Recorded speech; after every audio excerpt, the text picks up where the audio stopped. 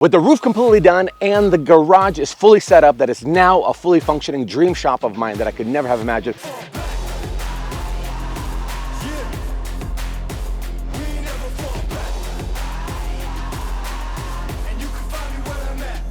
We're ready to start moving on to the big reveal. And by reveal, I mean we're gonna start working on curb appeal. We have this old 65-year-old siding that's original still on here. It looks terrible.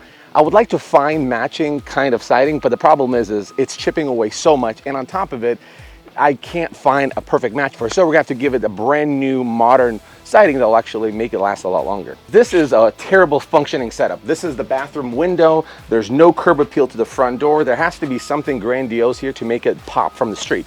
We'll figure that part out, but first we need to do is start ripping up this old siding, which again, lucky me, triple digits for the next 4 days. So let's lose some body weight. Now most sidings are installed bottom up, so they overlap so water rains down on it. So removing it, I imagine we have to go top down. We'll see if I can get away from not cutting any caulk out here. Oh, check this out. It used to be like a teal house. Oh, that's wild. Very Tiffany & Co-ish. Oh, that's cedar planks. That's nice. Got to bring my hedge trimmer to make my life easier to get behind here. Oh, look what I found here. Man, when I say it's an abandoned house, it is an abandoned freaking house.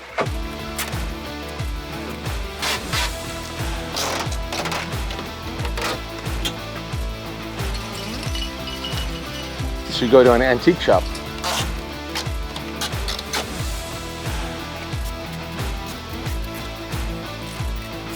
It appears to me that this little concrete planter, this little brick planter, was placed after the house was built because the siding conveniently runs through the back. Another project, having to demolish this planter.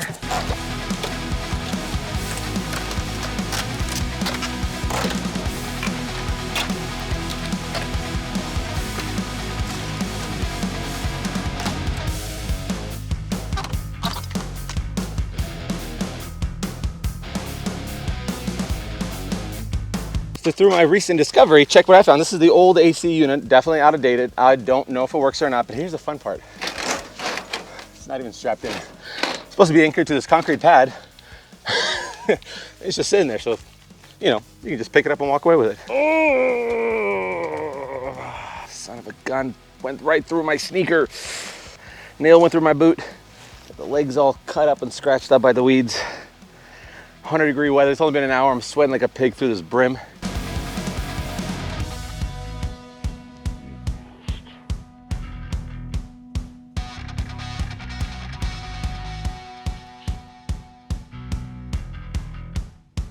Unloading this clip on them. There's no sheeting on this. This is just straight up siding on it. Well, the front of the house had it, and this side has it here, so I don't know what's going on there. Something happened here that he had to cut it out. Back in the day. There was a window. I wonder if the kitchen was here and then they extended this out. That's what I wonder happened. It's so hard to figure out what was the existing structure and what was added on, because it's confirmed that the old paint, it was this teal color, which is kind of cool, retro. I'd love to see what the house looked like that back in the 60s. And the second of all, there's a window that was placed there that was not sheeted up, and then carbon paper is here, but no carbon paper over there, over this door slide. What was added on? What was the existing structure? I don't know. I thought the house was the garage was the only problem. I guess the house too a little bit.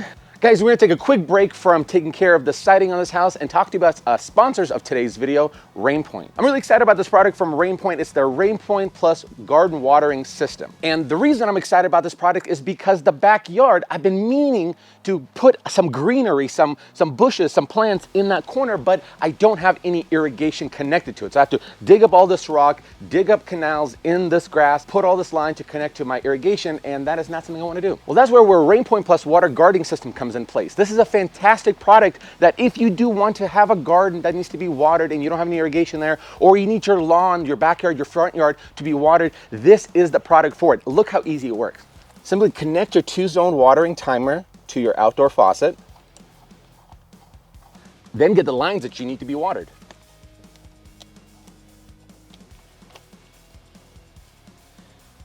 One will be for our lawn and one will be for our future plants.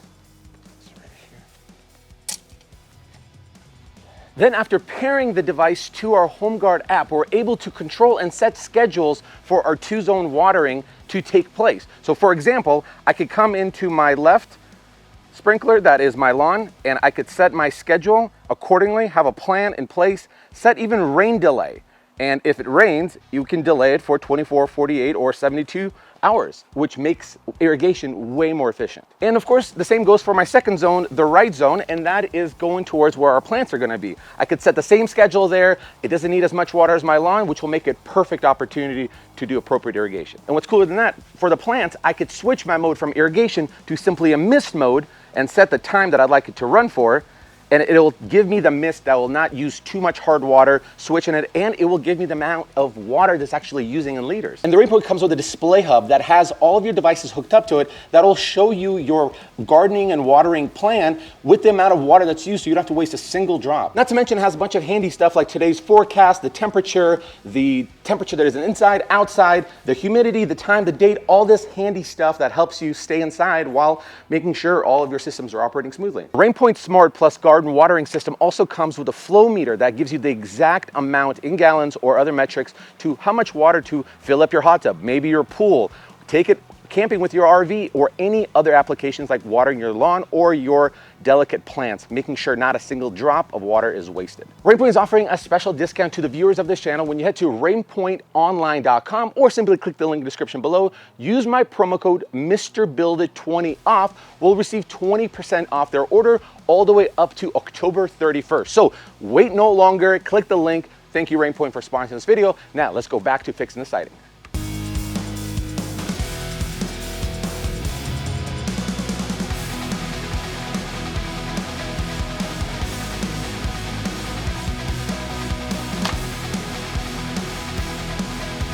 This has no quit in him. I already brushed him off 5 times off the siding, and he just keeps coming right back on within minutes. Sucker does not take no for an answer. Look at him, still after it. Go find something else to do, dude.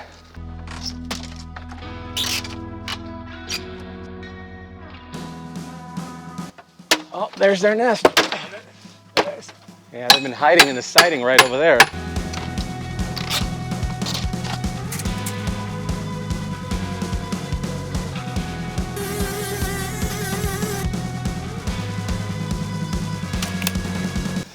feel like I'm pulling on the window too.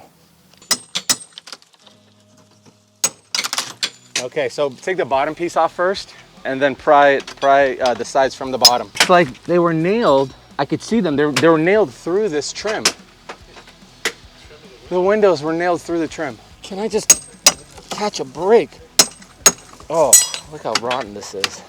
Look at that.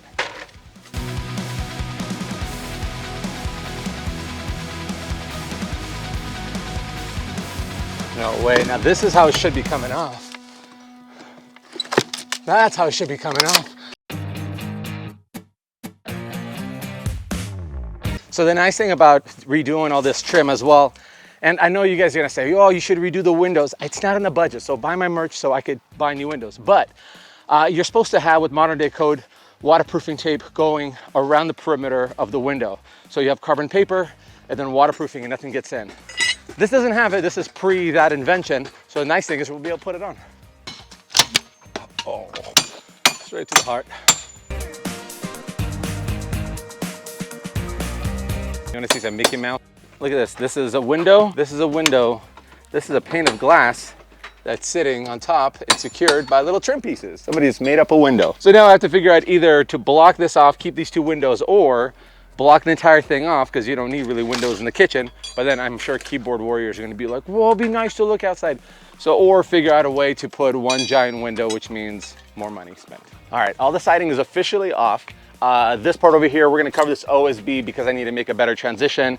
I looked up, can I keep the original tar paper and then put, house wrap over it? And what everybody's saying is you can, as long as the existing tar paper is in good condition, meaning it's not wet. Because if it's wet and there's Tyvek over it or house wrap, it's not gonna breathe through. So with that being in mind, we're gonna go get our house wrap, get our cap nails, because they're gonna be far stronger than staples, and start wrapping the sucker.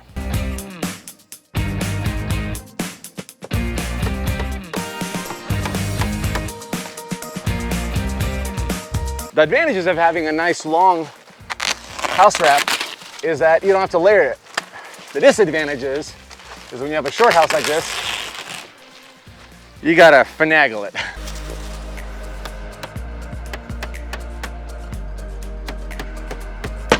Oh, that's a window. Don't do that.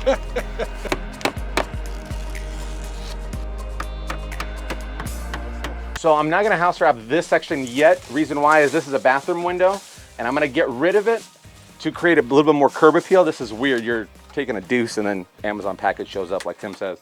I'm gonna figure out what I'm gonna do there, but in the meantime, we're just gonna continue sucker all the way around. So the problem we got going on here is the siding is sitting right behind this planter box.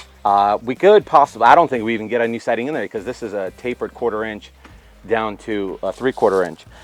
So I'm gonna have to demo this, and I'm a little sad about demoing because it's kind of nice, but I do want to open this up to create more of a concrete slab patio area, so it has to go. We'll get more arbory and floral stuff here, don't worry about it. But it would be nice to have a sledgehammer though, and safety goggles. Good thing this guy had 900 random tools around the yard. Check out what I just found. A secret rock with a secret key in it. Oh, a hide key. That's exactly what we need. Perfect. There you go. Solve your bouquet problem.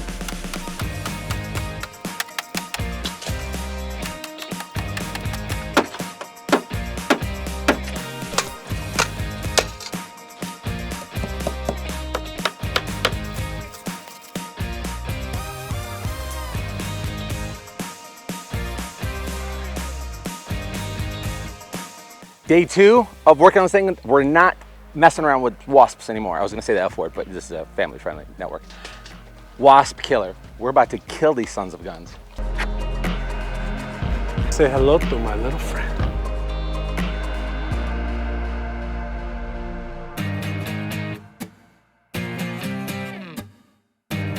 So we got the house wrapped up on the house. We're ready to start doing the flashing, make sure all of our windows are not seeping any water in. Now I've done a lot of research on this and it kind of does not make sense because if you follow the hierarchy of like roofing, everything has to trickle down and here doesn't make sense to me. But what they are saying is, here's the steps. You have to first use, when your window's on, raw wood, use a waterproofing flashing to run it over this ledge where the nails are and then to the house. After that's on, you put your drip edge on top. We can't put one here because it's so high up, but on the rest of the windows we can. And then after that, you put your house wrap over that. Kind of doesn't make sense to me, but rules are rules and we're here to follow them.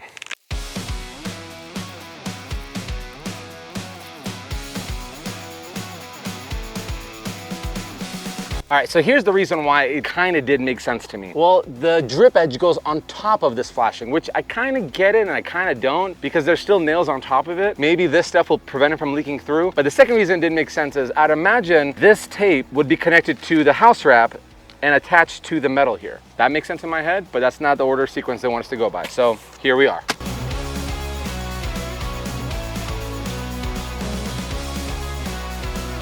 If you do happen to run out of tape, like I have here in a few radio spots, you gotta apply the next piece kind of like you would with roofing shingles, right? Bottom up so water can trickle down if it ever does get in there. That's why the bottom tape goes on first and then the side pieces so it could trickle down over it. Once you learn roofing, I guess you learn flashing. It's been a lot easier if I did the windows before putting the Tyvek. Gotta use that noggin. I didn't do it, but you should. You only got one. Might as well use it before it goes away.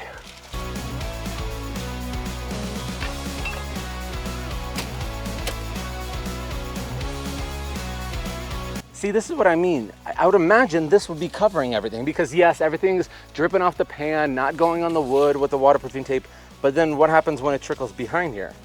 I think what I'm gonna do, and I don't know if people really do this, I'm gonna put Tyvek tape over this so this flap doesn't come off. It's not really waterproof. It's supposed to be holding the Tyvek to Tyvek together, but it'll give me that little bit added support.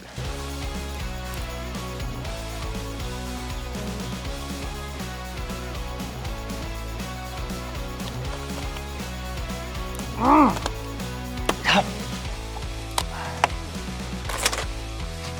a good moment for me right now. It's finally siding day. The siding has showed up. We went with a product called True Wood from, I think, Lowe's. We picked it up. What I like about it, it's long, so it's wide. It's composite board. It's 12 inches long, so you don't have to do 6-inch sheets. That'll take forever. So these are longer boards. I think they're like 20 bucks a sheet or something like that. They come in 16 footers. The way they work, they're all the same exact dimension. There's no thickness or thinness. So what you do is kind of like shingles on a roof. You kind of get at a pitch, so it's constantly diverting water. And when you started, you have to start from the bottom and constantly create that little bevel, overlapping about an inch and putting your nails about 3/4 to 5/8 of an inch, stapling, well, not stapling, you're gonna nail them together because staple's not gonna hold them, and then work your way up. Now the process is really simple, but you do have to cut a starter strip from the bottom first. The reason why is because if you don't have a starter strip, that sucker is just gonna lay flat on your wall and it won't continue. By cutting about 1.5 inch starter strip and putting down below, you're now creating that bevel so it can continue all the way up. It's not rocket science, folks. Let's nail it in.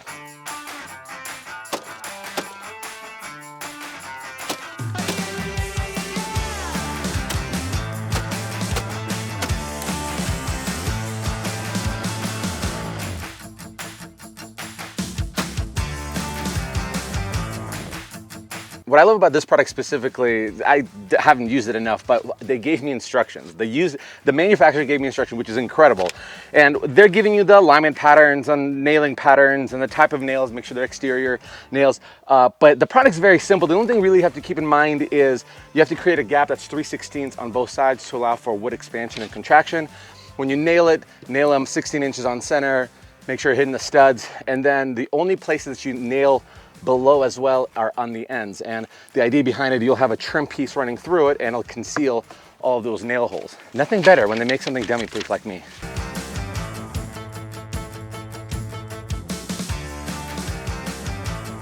All right, I just screwed up tremendously. So I cut the next piece that goes here, not realizing the seam stops here, and you can't do that. Even though I'll have trim and a little header, you're gonna have this void spot here. So I'm gonna have to cut a new piece that's long, maybe even a full length sheet.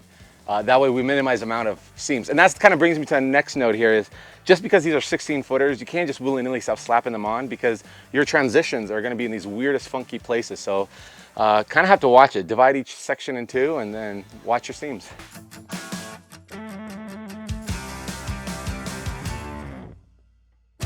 How killer does this look? It finally starts looking like a house and not like a shit box. Well, yeah, half of a wall, but I can only imagine what the rest would look like. It's getting real for me, folks.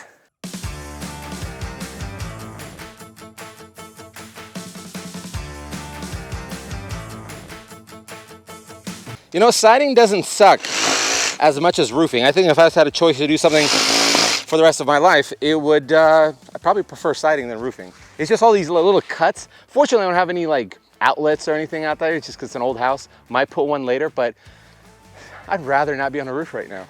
Oh, and speaking of roof, it rained really hard the last 2 days. The whole Hurricane Hillary is kind of going through the area. And I went inside and double checked our brand new roof that was put on, see if there's any leaking, went into the attic-ish area. And folks, we're looking really good. We did a damn good job, and I'm glad I don't have to worry about any more storms.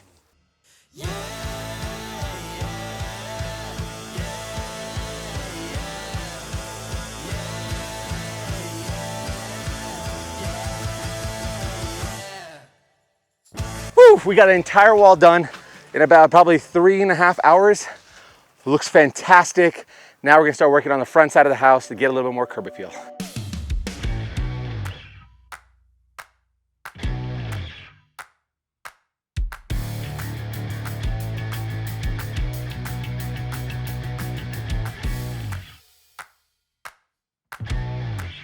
Finally getting a lot of headway, a lot of the house is getting wrapped. One thing you gotta really consider are these corners, because if you stagger them, because I've already made that mistake, and don't pay attention to the lining, then when it comes to putting the trim, it's gonna be a crappy looking job. So make sure that you align them going forward.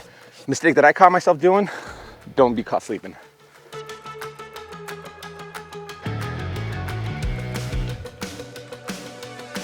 Oh, there's my pry bar. Did you just find it? Yep. But now I still gotta find that blue one.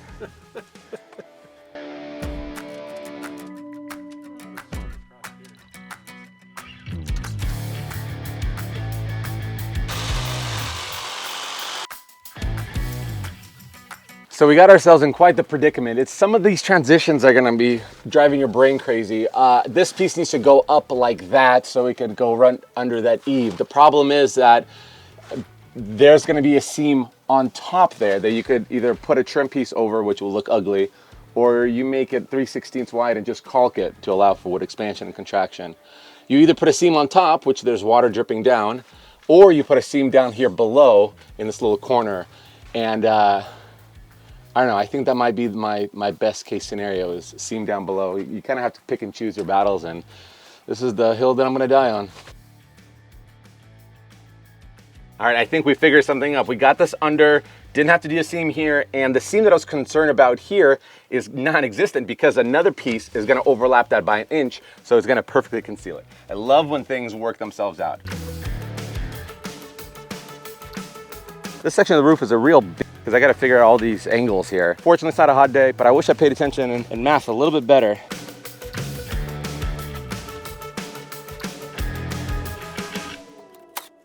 That only took 2 hours to do.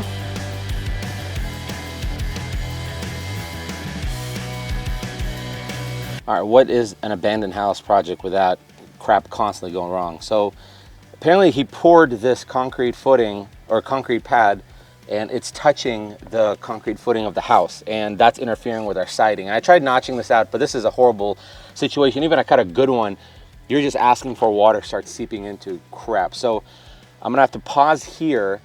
Tomorrow, bring my SDS hammer drill, start breaking off this concrete, and that way I can just lay one flat piece across and not have any issues. This is stupid. I'm so irritated by this, but damn, this is dumb. All right, well, I guess we're gonna start on that side.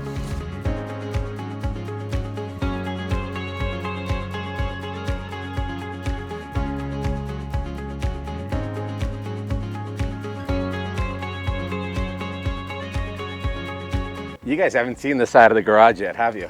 Well, you kind of saw it a little bit, but all this trash this is built right on the property line, and you're supposed to have a 5-foot buffer, but here we are instead of a fence, and all this junk is here, and it's not even my junk, but it's shared junk, I guess. One more thing I forgot to mention, people give you crap about it. You have to use primer on anything that you've cut. Now, because we're creating spacings, when we come shooting, paint the house, I'm gonna shoot primer at an angle, get some in there. I just don't want to shoot it and let it dry and then install it. It'll take me like a month.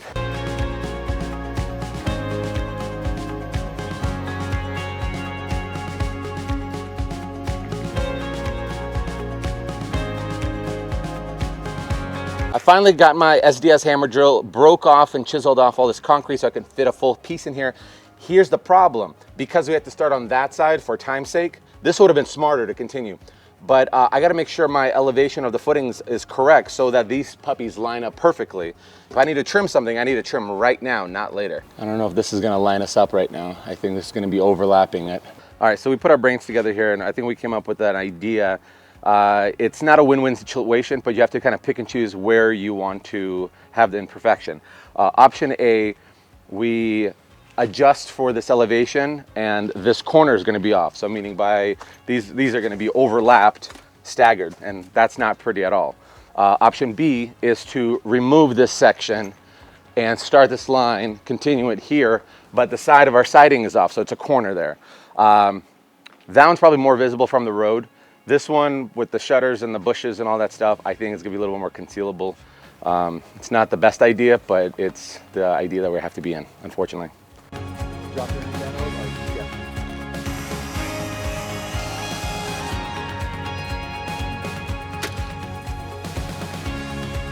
All right, laying down some primer. Once you dries, we'll have our starter.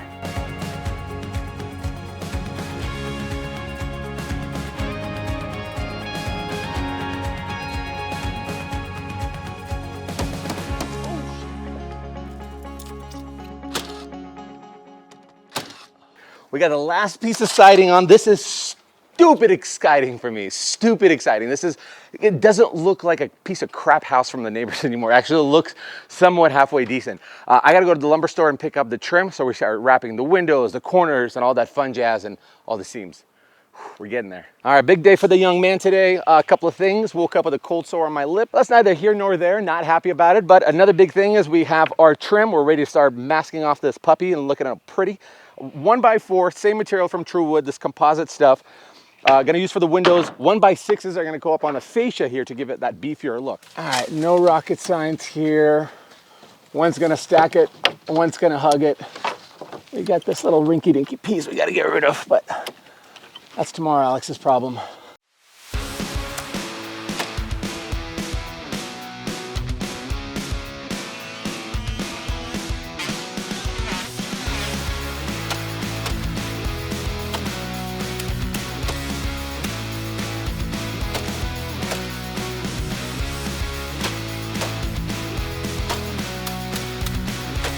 I made a recent discovery as I was doing siding yesterday that this door was installed crooked. As you can see, there's a gap here, and that's because the top is perfectly level and this is not.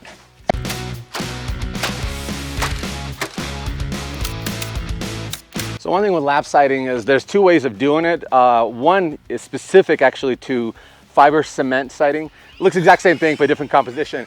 With that stuff, you have to install your trim first, and then you butt up all of your side laps to the side of it and make that 3/16 gap. With this stuff, you could put it over from my basic information, but it does make it a lot easier or a lot harder to line up your corner pieces because you're gonna have to do them two at the same time so you get them perfectly flush. But it's these little sacrifices you have to make. Moments like this, I wish I had like a nice 8-foot level, but I don't know if they even make 8-footers. Well, at least a 6. Old Faithful will have to do.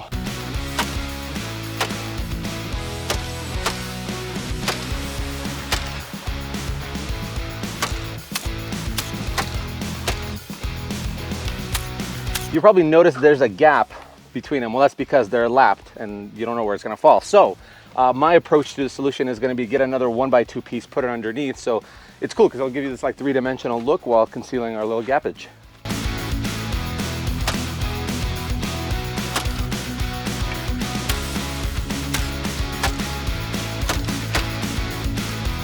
How crazy cool does all this look? It looks like this 3-dimensional, actually like a brand new construction home, which it almost technically is.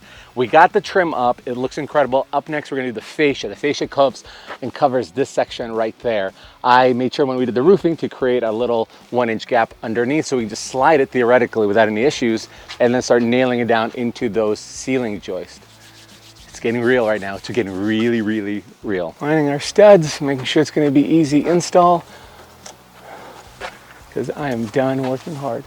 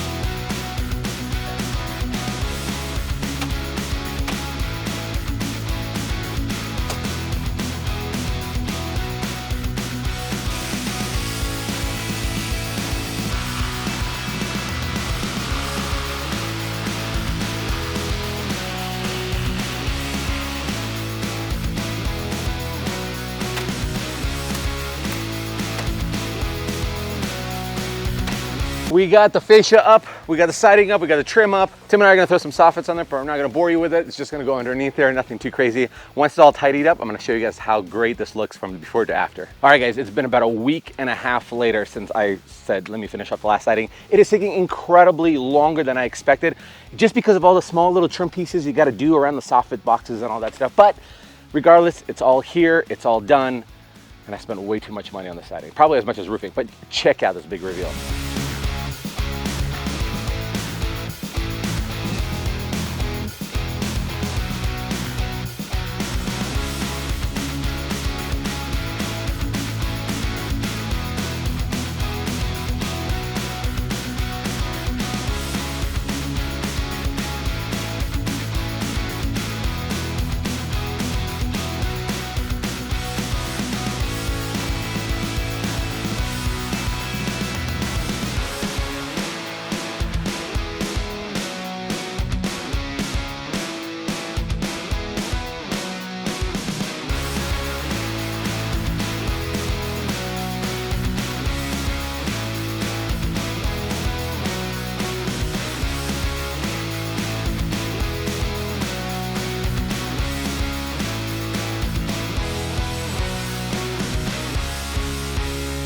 Guys, how incredible does all of this look? Pay no attention to this mess that I need to clean up, but the house, considering how it was before to now, absolute wild transformation. It also costs a lot more than I expected.